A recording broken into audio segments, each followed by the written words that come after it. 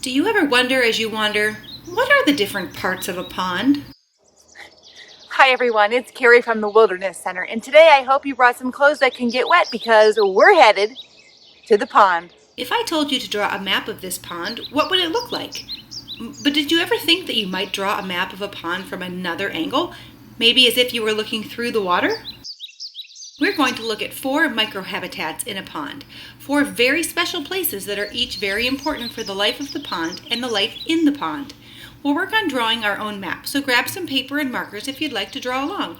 And warm up your singing voice because every pond map needs a song.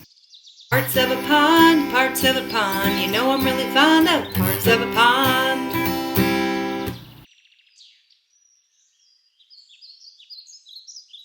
The bottom layer is a sandy mess. When it comes to hiding, it's the best. Leeches and snails and nematodes call this gunk their own abode. Not only animals can live there, but in watery places where sunlight reaches the bottom, plants can grow there too. Let's draw it on our map. Parts of a pond, you know I'm really fond of parts of a pond.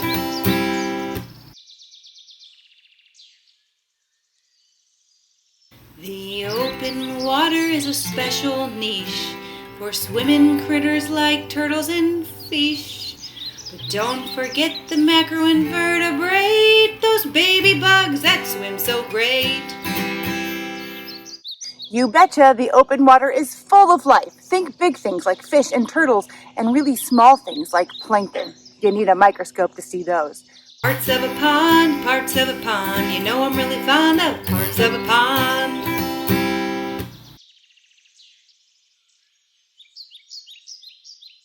The top of the pond where air meets water.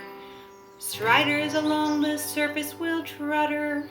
Some larvae also need to breathe this air, like mosquitoes will breathe through the derriere.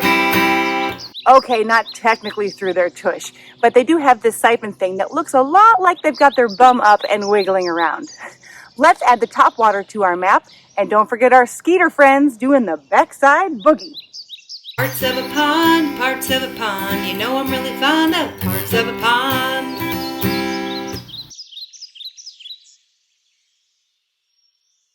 The edge of the pond is the littoral zone where lots of plants and grass is grown. It holds in place the bank inside and is a place for frogs and birds to hide. The littoral zone is a super important part of the pond. It helps control erosion around the pond and also provides shelter for the animals that live around the pond. Or it could also be a place for them to lay their eggs or find their food. Let's add it to our map, which is now complete because now you know the Parts of a pond, you know I'm really fond of parts of a pond. Do you think a lake has these same parts? What about a stream, or a river, or a sea, or an ocean?